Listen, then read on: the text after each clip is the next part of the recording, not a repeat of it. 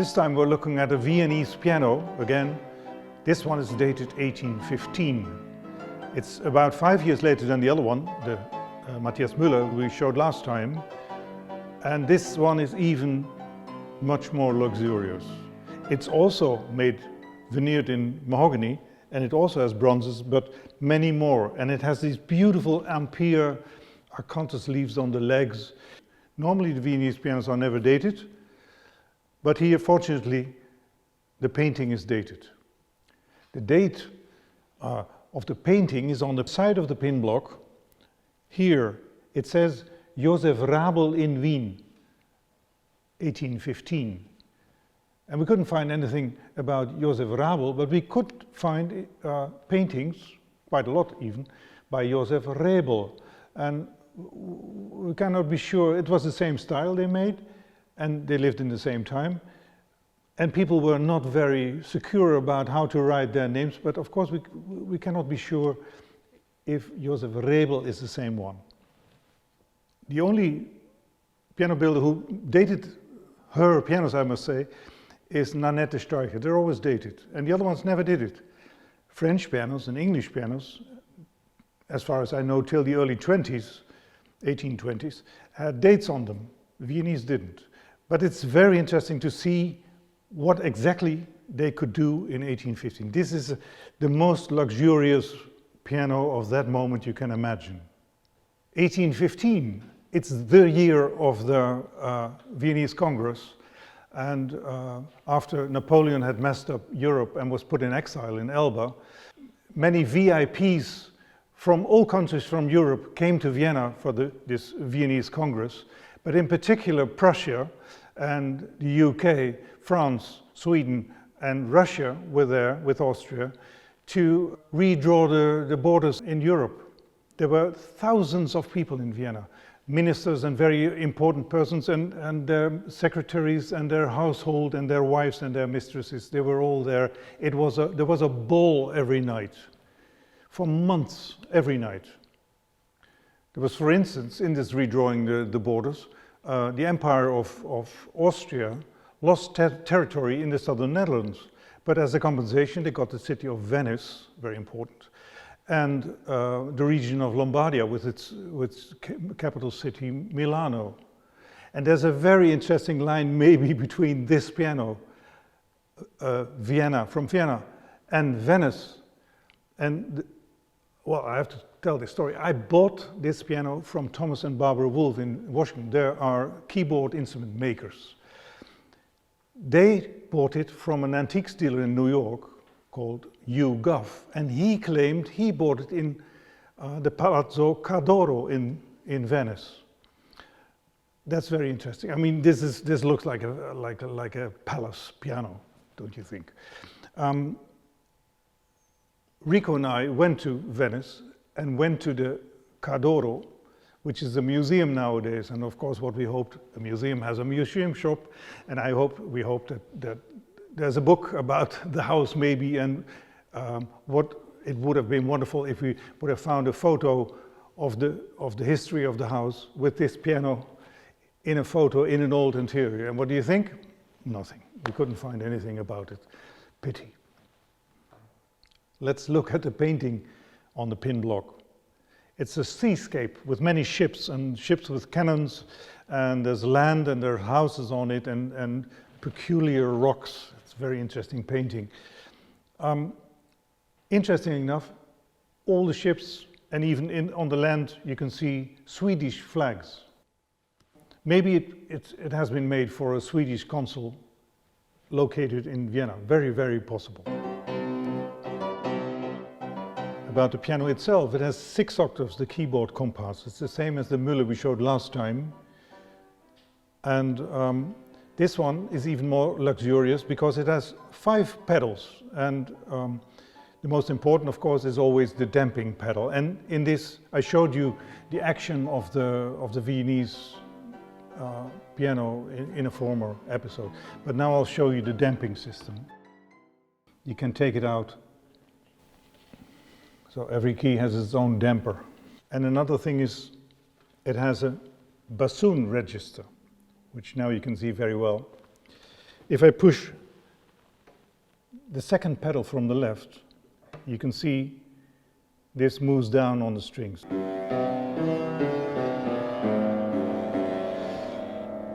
So this is the bassoon register, this buzzing sound. It sounds a bit like a broken soundboard actually, but it's because the paper which is mounted on here is pushed down on the strings, and that makes this sound. It's a very interesting sound effect.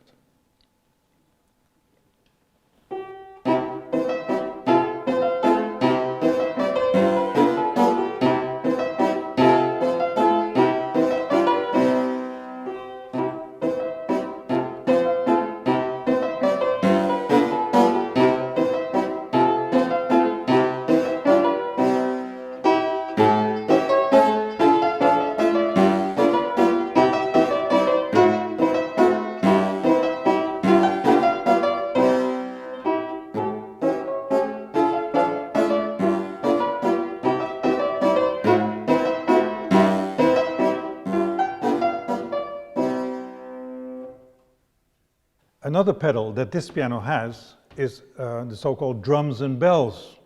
You can see here are the bells. It has 3 of them. And underneath the soundboard, which you can't see, is a huge drum which hits the soundboard from underneath. And if you push the pedal, you hear the bells and the drums at the same time. And it even has a cymbal, which is something which is under here. It hits the bass strings.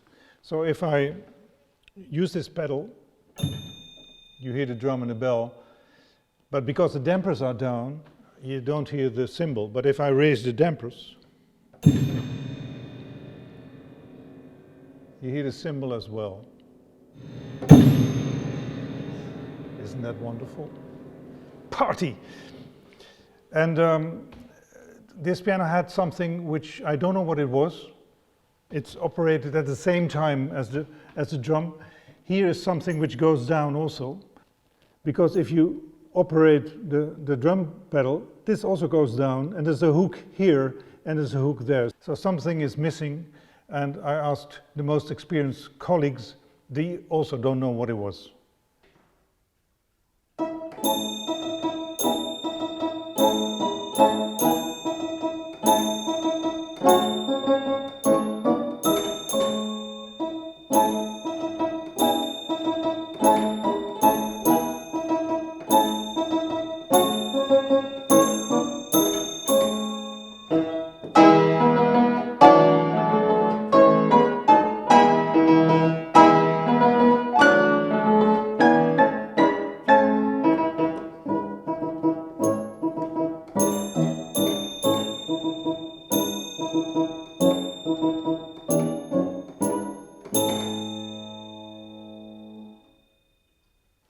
Then this piano has a moderator like all Viennese pianos up till 1840 around. That mellows the sound very much.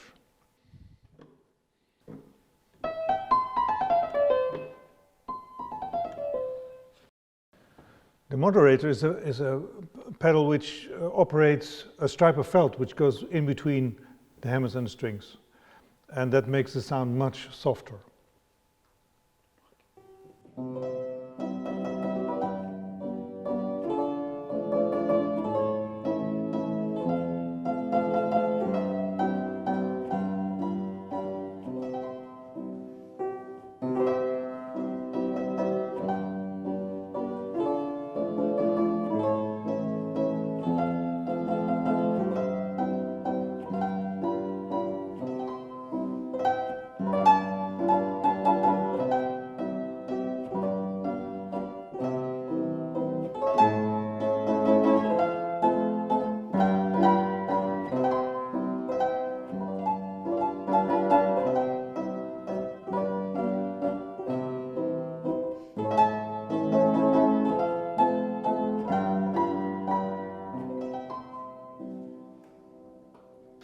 And there's the pedal that shifts the action. It's the same thing which every modern grand piano has. So the whole action shifts a bit to the right, which makes that each hammer, which normally strikes 3 strings, only strikes 2 strings. Una-corda it's being called, but it's actually duo-corda.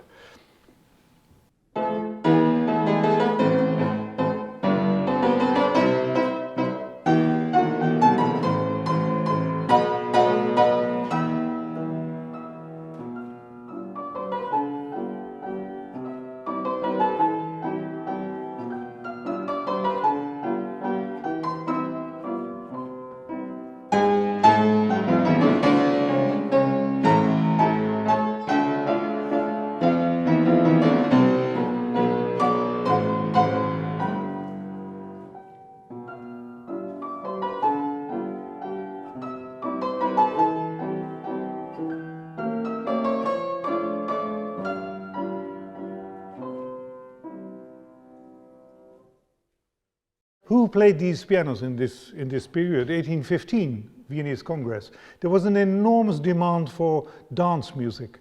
Waltzes, the Viennese waltz was kind of invented then. Johann Nepomuk Hummel, not so known now, he was a famous composer, he was very famous. He was a virtuoso, he was a sensation at the Viennese Congress. And he composed a lot of Viennese waltzes. Schubert also did this. But Schubert, unfortunately, was at his lifetime not so famous. 5 pedals. So the left is the Una-corda. Then you have the bassoon. Then the middle one in this case is raising the dampers. Then we have the moderator. And then we have the drums. The moderator is for playing very soft, but it's on the right from the damper pedal. So it's like you have to drive your car and the pedals of the gas and the brakes are reversed. That's very difficult. But Riko has a theory saying there were so many transcriptions of symphonies and operas in that time, people played 4 hands at home. A lot apparently. And now in this concept you can divide the pedals, and the left person operates 3 pedals and the right person does the nuances, the sound nuances on the right. The next episode will be a Conrad Graf piano, also built in Vienna around 1826-27. It's a much bigger piano already than this, and not so luxurious.